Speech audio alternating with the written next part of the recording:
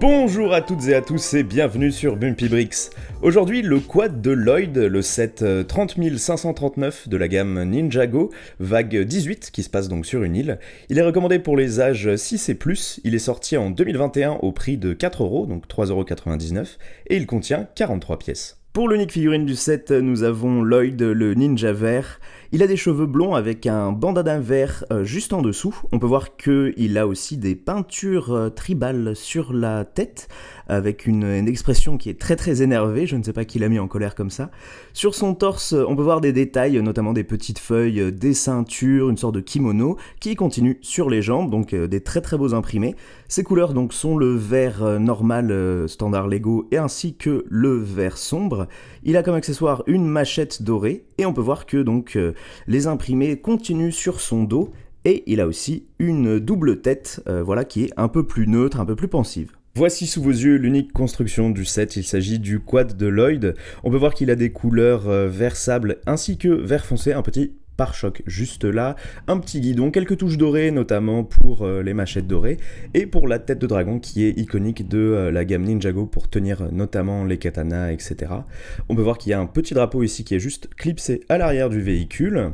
Vu que Lloyd a une machette en plus, on peut choisir de la mettre ici sur le quad pour rajouter un peu de verticalité. Et voilà ce que ça donne lorsqu'on met Lloyd sur le quad. Je l'ai mis en position debout, vous pouvez très bien choisir de le mettre en position assise, hein. Les deux sont possibles, mais je trouve que en position debout, il est un peu plus prêt pour aller à l'attaque, donc je le préfère comme ça. Pour ce qui est de la boîte du set, vous n'avez pas de boîte, mais bien un polybag hein, sur des sets aussi petits, c'est ce qui est de rigueur. Vous pouvez donc voir qu'on a un très bel artwork hein, au niveau de l'île de Ninjago, avec le ninja vert ici qui sort un peu des fourrés. Le véhicule est très bien intégré au décor, j'aime beaucoup aussi la lumière, ce qui se ressort du set. Dommage de ne pas avoir d'artwork derrière, mais bon, on n'en voit pas vraiment l'intérêt non plus. Pour ce qui est des instructions, vous avez des toutes petites instructions qui se plient, qui est aussi de rigueur hein, dans tous les polybags. C'est souvent comme ça que ça marche. Voilà, des instructions très simples. Cependant, toute petite remarque, on voit que Lloyd, dans la critique, on a vu que Lloyd avait une machette en or en plus, et pourtant là, il n'en a pas.